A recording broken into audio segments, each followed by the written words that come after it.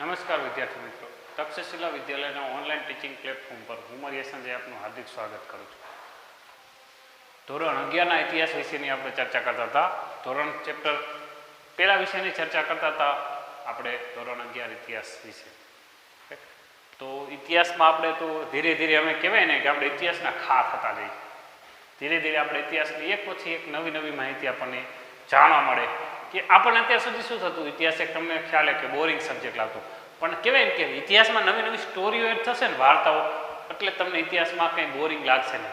આ કહેવાય ને કે ઇતિહાસનો ઉપર છેલ્લો આપણને કહેવાય ને કે શરૂઆત જ છે તમારું ઇતિહાસ માટેનું પહેલું પગથિયું, કે જેના ઉપરથી તમને શું ખ્યાલ આવે તો કે તમારે આના ઉપરથી આખા ઇતિહાસને પાર કરવાનો છે કે પ્રાચીન ભારતથી લઈ અને વર્તમાન ભારત સુધી ઇતિહાસમાં શું શું ઘટનાઓ બની હતી, કેવી ઘટનાઓ બની હતી, એની એક કહેવાય ને કે લાંબી સફર આજથી તમારી શરૂઆત થઈ. અને આ સફર તમારી જ્યારે 12મું પૂરું થશે ત્યારે આ સફરની તમારી એન્ડ થશે. આજથી તમારી શરૂઆત થઈ પણ ધોરણ 12 જ્યારે તમારું પૂરું થશે ત્યારે શું થશે તો કે આ ઇતિહાસની સફરની તમારે એક પૂર્ણ થશે, એક ચક્ર આખું પૂર્ણ થશે. આપણે જનરલી જોતા હોય કે ક્યાંય પ્રવાસે ગયા હોય, તમારા સ્કૂલમાં ત્યાં આયોજન થતું હોય કે હાલો આપણે અહીંથી આયોજન કરી કે હળવદથી આયોજન કરીને આપણે દિલ્હી એની આજુબાજુ વિસ્તાર હરિદ્વાર મથુરા આ બધે ટોટલી જઈ આવીએ અને પછી પાછા ક્યાં શું તો કે ઘરે આવશું. આવી શું થશે, આજે આપણે ઇતિહાસની એક શરૂઆત થશે કે આપણે પ્રાચીન ભારતના ઇતિહાસથી એની શરૂઆત કરશું અને આપણા આઝાદી સુધીના ભારતમાં આજે આપણે જ્યાં સુધી તમારું 12મું વર્ષ પૂરું થશે ત્યારે આપણે શું કરશું કે આઝાદ ભારતના ઇતિહાસમાં આપણે પહોંચી જશું, કે આઝાદ ભારત જેને આપણે વર્તમાન ભારત, આ વર્તમાન ભારતમાં શું થશું આપણે પ્રયાણ કરીશું. તો ઇતિહાસ વિશે આપણને થોડીક જિજ્ઞાસા પણ હોવી જોઈએ કે ઇતિહાસમાં કેવી કેવી ઘટનાઓ બને. ઘણીવાર જોજો તમને છે ને ઇતિહાસ ઘણીવાર અમુકને સ્ટુડન્ટને એવું લાગતું હોય કે ઇતિહાસ બોરિંગ સબ્જેક્ટ, પણ અમુકને મજા આવતી હોય છે. તમે ખાલી વિચારો, આપણે કોઈ બેઠા બેઠા તમે વિચારો કે આ આપણે મૂવી જોઈએ તો કેવું યાદ રહી જાય, યાદ રહી જાય કે આપણે એના ડાયલોગ પણ નથી ભૂલતા, એની ઘટનાઓ પણ નથી ભૂલતા. તો આ ઇતિહાસ પણ એવો જ છે. આપણે જો એને તમે ડાયોગ્રામમાં એક સેટ કરી નાખશો ને એક પિક્ચરની તરીકે તો એ તમને ઇતિહાસ ક્યારેય નહીં ભૂલાય, પણ પછી ખાલી ભણવા ખાતર ભણશો તો ઇતિહાસ યાદ નહીં રહે.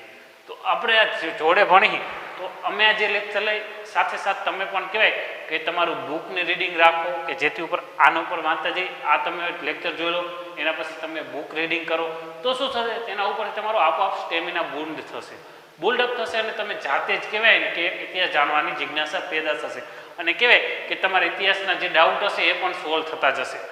અત્યારે તમે જે પણ કહેવાય કે બુક વાંચતા હોય કોઈ પણ ડાઉટ કે તમને એમ લાગે કે કંઈ પ્રોબ્લેમ થાય છે તો જ્યારે આપણે લોકડાઉન પછી મળશું ત્યારે તમારા જે ડાઉટની હોય એ કહેવાય કે તમે એક પેજમાં નોટ કરતા જજો જોડે જોડે, જેથી કરીને શું થાય તો કે પાછળથી આપણે એના વિશે ચર્ચા કરી લઈશું.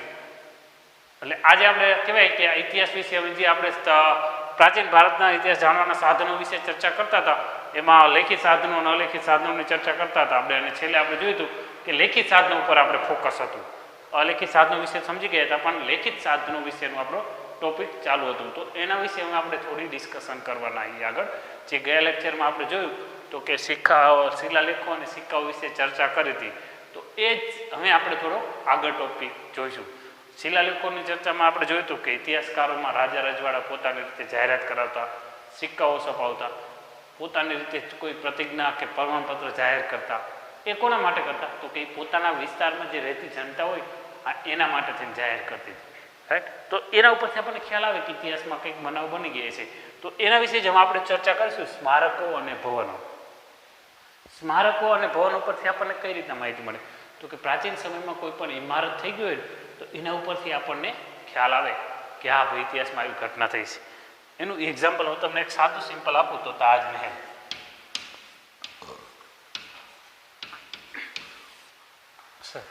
તમારામાંથી શાયદ કોઈ ઘણા પણ ગયા હશે તાજમહેલ, ન ગયા હોય તો વાંધો નહીં. તાજમહેલ આપણે અત્યારે જોઈ લો મોટા થઈને જોઈ આવશું કે અત્યારે કોઈ પ્રવાસનું આયોજન કરે તો ત્યારે તાજમહેલની તમારી મુલાકાત થઈ જશે. તાજમહેલ વિશે આપણે અત્યારે ખબર છે કે હા તાજમહેલ શાહજહાએ બનાવ્યો હતો, એની પત્ની હતી મુમતાજ જેનું મૂળ નામ હતું અર્જમંદ બાનુ. આ અર્જમંદ બાનુની યાદમાં શું કર્યું હતું તો કે શાહજહાએ પોતાના પત્નીની યાદમાં શું કર્યું હતું કે તાજમહેલની રચના કરી. તો આ સ્મારક આવ્યું, તાજમહેલ આવ્યો. આના ઉપરથી આપણને ખ્યાલ આવ્યો હા તાજમહેલ સ્મારક છે કે જે શાહજહાએ બનાવ્યું. આજે જુઓ ને મુગલ કાળનો સમયગાળો જુઓ, આજે પણ આપણને યાદ છે કે હા આપણે વાંચ્યું છે ક્યાં કે જોયું હોય કે આ તાજમહેલનું આપણે શાહજહાએ બનાવ્યું એની પત્નીની યાદમાં. તો આ શું થયું તો કે સ્મારક છે, એના ઉપરથી આપણને ઇતિહાસ જાણવા મળ્યો. એટલે આપણને શું થશે, ઇતિહાસ સ્મારકો ઉપરથી પણ જાણવા મળશે. એવું ને એવું આપણે જુઓ, લાલ કિલ્લો લઈ લો, જામા મસ્જિદ લઈ લો, અયોધ્યાનું મંદિર વર્તમાનમાં જોવા જાય તો એ લઈ લો. એટલે કે ઘણા બધા આપણે જોવા જઈએ સ્મારકો ઇન્ડિયામાં છે, ભારતમાં છે અને ગુજરાતમાં. ગુજરાતની જ વાત કરી તો મોઢેરાનું સૂર્ય મંદિર લઈ લો, સોમનાથનું સૂર્ય મંદિર લઈ લો, દ્વારકાનું મંદિર લઈ લો. એટલે ઇતિહાસમાં આપણે જોવા જઈએ તો લોથલ છે. એટલે ઘણા બધા આપણને ઇતિહાસમાં કહેવાય સ્મારકો અને ભવનો મળે કે જેના ઉપરથી આપણે શું ખ્યાલ આવે કે પ્રાચીન સમયમાં ઇતિહાસ આ રીતના ઘટના બની રહી હતી. હવે જો આપણે જે ભારતમાં છે ને જે વસ્તુઓ અને અલગ અલગ કહેવાય કે જે મકાનો કે ભવનો બનતા એ અલગ અલગ શૈલીમાં બનતા હતા. એટલે જે ભારતનો આપણે નકશો જોવા જઈએ તો ઉપરની સાઈડનું ઉત્તર, નીચેની ભાગનું દક્ષિણ અને જે વચ્ચેનો ભાગ હતો ને એને દક્ષિણ તરીકે ઓળખવામાં આવતો. એટલે જે પ્રાચીન ભારતના જે ઉત્તરની સાઈડના જે મંદિરો બનતા હતા એ બધા કઈ શૈલીમાં બનતા હતા તો કે નાગર શૈલી. આ નાગર શું શૈલી કે સ્મારક અને ભવન એટલે કે મંદિર પરંપરાની એક શૈલી છે. આ શૈલી આપણથી શું ખ્યાલ આવે તો કે પ્રાચીન સમયમાં કઈ કઈ રીતે વસ્તુઓનું બનાવટ થતી, કઈ કઈ રીતે આ મંદિરોનું બનાવટ થતું, કામગીરી કઈ રીતે થતી એની ચર્ચા કરવામાં આવે છે. તો ઉત્તર શૈલીઓ જે ઉત્તર ભારતમાં આવેલા એ બધા કઈ શૈલીના મંદિરો તો કે નાગર શૈલીના મંદિરો, જે નાગર શૈલીમાં બનેલા છે. એવું ને એવું જોવા જઈએ તો આપણે જે દક્ષિણ બાજુ જે મંદિરો ભવન બનેલા એ દ્રવિડ શૈલીને બનેલા. એટલે કે નીચેની જે દક્ષિણ બાજુ જે રાજાઓ શાસન કરતા હતા એ કઈ શૈલી મંદિરો ભવનો યુઝ કરતા તો કે દ્રવિડ શૈલી. અને જે મિડલ વચ્ચે હતા ભારતની ઉત્તરની અને દક્ષિણની જે વચ્ચેના વિસ્તારમાં જે રાજાઓને એ શાસન કરતા હતા એ બેસર શૈલીમાં મંદિરોની બનાવતા. એટલે પ્રાચીન ભારતમાં મંદિરો અને ભવનો માટે અલગ અલગ શૈલી વેચાયેલી હતી. આ શૈલીના નિર્માણ ઉપરથી શું ખ્યાલ આવે કે હા પ્રાચીન ભારતમાં ભાઈ અલગ અલગ શૈલીઓ પણ હતી. તમે આપણે આગળ સામાજિક વિજ્ઞાનમાં ધોરણ 10માં ગોપુરમ વિશે ચર્ચા કરી છે, જે મોટું પ્રવેશ દ્વાર. તો આ પણ શું છે તો એક પ્રાચીન ભારતનું એક સ્મારક છે. એના ઉપરથી આપણને ખ્યાલ આવે કે પ્રાચીન સમયમાં રાજાઓ પ્રવેશ દ્વારને ગોપુરમ તરીકે યુઝ કરતા. એવું ને એવું જોવા જઈએ જો સ્મારકો આપણે જોઈએ તો મુસ્લિમો હોય ને એમની નમાજ પઢવાની જે વસ્તુ હોય ને, જે નમાજ પઢવાની જગ્યા છે, આ જગ્યામાં પણ એમને અલગ અલગ લીવાન કહેવાય કે અલગ અલગ એમના જે ભવનો હોય છે એને પણ અલગ અલગ નામ આપેલા. હોર્મિકા જેનો હોય છે ને એમને તો સ્તૂપો હોય. આ સ્તૂપો પરથી પણ આપણે માહિતી મળે કે આ ઇતિહાસમાં કંઈક આવી ઘટના બની ગયેલી છે. એટલે ઇતિહાસમાં આપણે જોવા જઈએ તો અલગ અલગ પ્રકારે અલગ અલગ જગ્યાએ આપણને અલગ અલગ માહિતી મળે. એટલે સ્મારકો અને ભવનો ઉપરથી પણ આપણને ઇતિહાસ જાણવા મળે કે ઇતિહાસમાં ભાઈ પ્રાચીન સમયમાં સ્મારકો કઈ રીતના બનતા, એની રચના કઈ રીતના થતી એનો આપણને ખ્યાલ આવતો. એવું ને એવું જોવા જોઈએ તો એક પ્રખ્યાત મંદિર આવેલું જાવામાં બોરોબુંદર મંદિર. આ બોરોબંદર મંદિર કહેવાય ભગવાન વિષ્ણુનું છે, પણ જો એની રચના પણ પ્રાચીન સમયમાં થઈ ગઈ તો આ ઇતિહાસમાં એક જીવતું જાગતું ઉદાહરણ છે કે જે ભાઈ આના ઉપરથી આપણને ખ્યાલ આવે કે આ પ્રાચીન સમયમાં ભગવાનનું પણ મહત્વ હતું. ભગવાન માટે પણ મંદિરો બનતા, ભગવાનના રહેઠાણ માટે પણ મંદિરો બનતા. એટલે આ બોરોબંદરનું સ્તૂપ છે એ જીવતો જાગતો એક મંદિર છે કે જ્યાં ભગવાનનું મંદિર આવેલું છે, જાવા ઇન્ડોનેશિયામાં આવેલું છે. આગળ આપણે ઇતિહાસમાં જોવા જઈએ તો મૂર્તિઓ ઉપરથી પણ આપણને ઇતિહાસ જાણવા મળે. આપણે પહેલાં જ વાત કરી કે અત્યારે વર્તમાનમાં પણ જોવો કે ઘણી જગ્યાએ ખોદકામ દરમિયાન ન્યૂઝપેપરમાં તમે અવારનવાર વાંચતા હોય કે ભાઈ આ જગ્યાએ ખોદકામ દરમિયાન જૈનની મૂર્તિ મળી, બૌદ્ધની મૂર્તિઓ મળી. આવડતા અલગ અલગ જગ્યાએ આપણે જાણતા હોય, ન્યૂઝમાં પણ ચર્ચાતું હોય કે અલગ અલગ જગ્યાએ આપણને અલગ અલગ રીતે ઇતિહાસ આપણને જાણવા મળતો હોય અને અલગ અલગ પ્રકારની મૂર્તિઓ પણ મળી રહે. પણ ઘણીવાર એવું થાય ઇતિહાસમાં આનો ઘણા લોકો કહેવાય ને કે બહુ ખોટો દુરુપયોગ પણ કરી રહ્યા છે. કારણ કે થતું કેવું હોય કે અમુક લોકો કેવું કરતા હોય જે પૈસાની હોડમાં અને એમાં વર્તમાનની મૂર્તિઓ એ બનાવી નાખે અને પોતે ક્યાંક જળમાં કે ક્યાં સંતાડી દે અને વર્તમાનમાં બહાર કાઢી અને તેનો પ્રચાર કરવા માંગતા હોય કે આ પહેલાંની મૂર્તિ મળી. પણ કહેવાય ઘણી ઇતિહાસના હોડમાં પણ શું થાય આવા વેપાર અમુક ચાલતા હોય છે. એટલે આપણે ઇતિહાસમાં જોવા જઈએ તો મૂર્તિઓ જે છે એમાંથી પણ આપણને કહેવાય કે માહિતી મળતી હોય. એવાને એવું જોઈએ સાંચી છે, અમરાવતી છે, બોધ ગયા છે, આ જે પ્રાચીન સ્થળો જ્યાં ઉપરથી આપણને ઘણી બધી મૂર્તિઓ મળેલી, ઘણી બધી પ્રાચીન સ્મારકો મળેલા, ઘણી બધી પ્રાચીન વસ્તુઓ મળેલી. તો આ જગ્યાઓ એવી છે ભારતમાં કે જેના ઉપરથી આપણને ખ્યાલ આવે કે આ પ્રાચીન ભારતમાં ભાઈ મૂર્તિઓની હતું, એના ઉપરથી આપણને ઇતિહાસ જાણી શકાય. એવું ને એવું જોયું ભારતની ચિત્રકલા, જહાંગીર પોતે ચિત્રકલાનો શોખીન હતો. પ્રાચીન સમયમાં આપણે ઘણા બધા પ્રખ્યાત ચિત્રકારો થઈ ગયા એ પણ શું કરતા તો કે પોતે ચિત્રકારો જે પેઇન્ટિંગ કરતા અને એનું પણ આપણને ક્યારેક ઇતિહાસમાં અવશેષો મળતા હોય પેઇન્ટિંગના કે અને અત્યારે વર્તમાનમાં જોવા જાઓ જે અમુક જે પેઇન્ટરો એવા ભારતમાં પડ્યા છે કે જેના પેઇન્ટિંગો કરોડોમાં વેચાય, એક પેઇન્ટિંગની કિંમત જ કરોડોમાં હોય. એટલે ઇતિહાસમાં આવા રાજા રવિ વર્મા થઈ ગયા જેમના પેઇન્ટિંગો હાલમાં પણ વડોદરા ખાતે સચવાયેલા છે. ઇતિહાસમાં એટલે ઘણા બધા ચિત્રકારો થઈ ગયા કે જેને આપણે વર્તમાનમાં પણ ઇતિહાસમાં યાદ રાખીએ અને એમને કહેવાય કે પ્રાચીન ભારત વિશેની જે છબીઓ કંડારેલી છે એ પણ આજે આપણે ચિત્રમાં જોઈ શકીએ છીએ. એટલે ચિત્રકલા દ્વારા પણ આપણને પ્રાચીન ભારતનો ઇતિહાસ જાણવા મળે. અને છેલ્લો આપણે ઇતિહાસ વિશેનો ટોપિક ચર્ચા કરીશું વિદેશી યાત્રાઓની નોંધ ઉપરથી. હવે વિદેશી યાત્રાઓની નોંધ ઉપરથી કઈ રીતના તો કે જે વિદેશના નાગરિક હોય કે વિદેશના પ્રવાસી હોય એ ભારતના જ્યારે પ્રવાસે આવ્યા હોય અને ત્યારે અમુક એમને બુકો લખ્યું હોય તો એ બુક ઉપરથી આપણને ખ્યાલ આવે કે હા ભાઈ પ્રાચીન સમયમાં આવી વસ્તુ થઈ ગઈ છે. એટલે શું થાય કે પ્રાચીન સમયમાં આ જે વસ્તુ થઈ ગઈ એની નોંધ પડી ગઈ અને આ નોંધ ઉપરથી આપણે શું થાય તો કે પ્રાચીન ભારતનો ઇતિહાસ વિશેની આપણે માહિતી મેળવી શકીએ. હવે આપણે જોવા જઈએ તો ઇતિહાસમાં એક વાત કરી કે ભારતનો પ્રથમ કે ભારતનું કહેવાય કે ભારતનો ઇતિહાસનો પિતા કોને કહેવામાં આવે તો કે મેગેસ્થેનીઝ. રાઈટ, બરાબર. તો મેગેસ્થેનીઝની શરૂઆત થઈ, આપણે એવું ગણી કે મેગેસ્થેનીઝથી ઇતિહાસની શરૂઆત થઈ તો એને સૌથી પહેલાં એક ગ્રંથ લખ્યો છે ત્યારે જેની શરૂઆત થઈ છે તો હા કે મેગેસ્થેનીઝે એક પહેલાં ગ્રંથ લખ્યો હતો, ઇન્ડિકા નામનો એક ગ્રંથ લખ્યો હતો. કયો ગ્રંથ લખ્યો હતો મેગેસ્થેનીઝે તો કે ઇન્ડિકા નામનો ગ્રંથ લખ્યો હતો અને આ ગ્રંથમાં એને શું કર્યું તો કે પ્રાચીન ભારતના ઇતિહાસની એને ચર્ચા કરવી. અને એના પછી આપણે જોવા જઈએ તો પ્રાચીન ભારતમાં અલગ અલગ ઘણા બધા કહેવાય કે વિદેશથી પ્રવાસીઓ ભારતમાં આવતા ગયા અને પોતે શું થયું તો કે અલગ અલગ રીતે પોતાની બુકો અને એ પોતે કહેવાય કે વિદેશમાંથી લાવેલી બુકોની છાપણી કરતા અને ભારતમાં પણ પ્રસિદ્ધિ કરતા.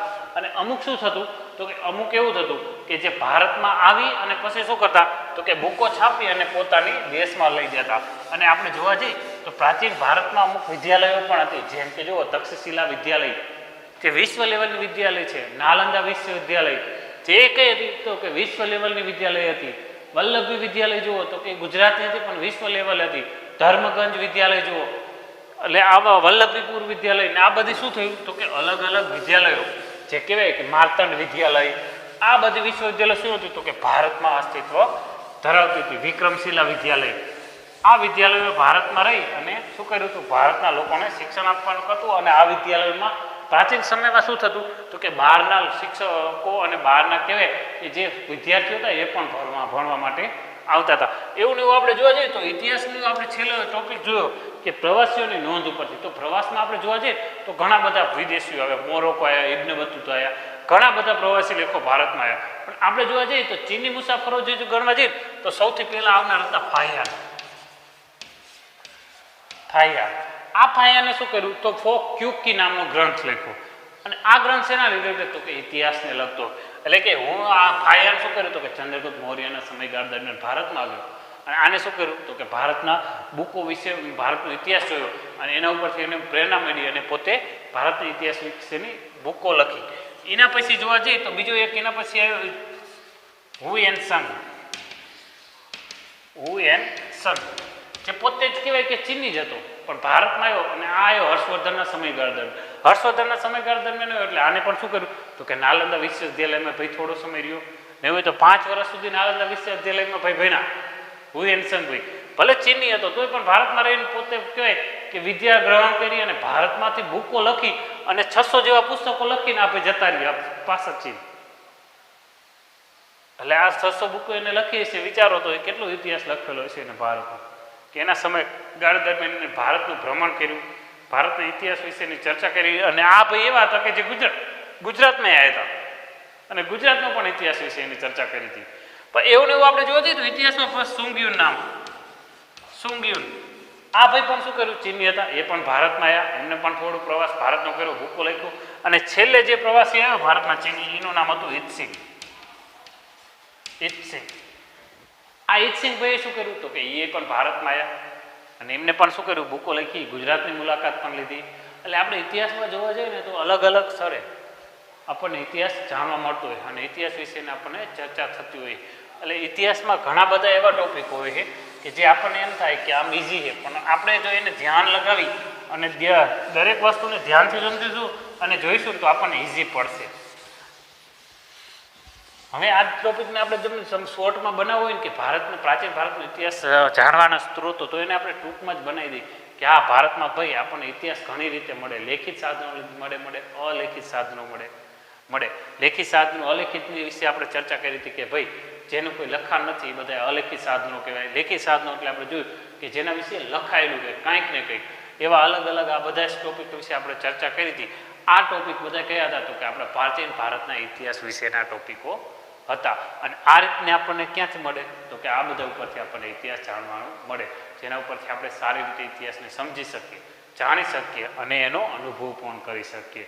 એટલે આપણે ઉપર છે અમે ઇતિહાસને આપણે કઈ દ્રષ્ટિએ જુઓ. ડાયરેક્ટ પણ તમને ખ્યાલ આવી જાય કે હા ભાઈ પ્રાચીન સમયગાળામાં આવી વસ્તુઓ બની છે કે આવી ઘટનાઓ બની છે, તો એના ઉપરથી આપણે પ્રાચીન ભારતના ઇતિહાસને ચર્ચા કરી અને આપણે પ્રાચીન ભારતનો ઇતિહાસ કઈ રીતના જાણવા મળે એના સાધનો વિશે પણ ચર્ચા કરી.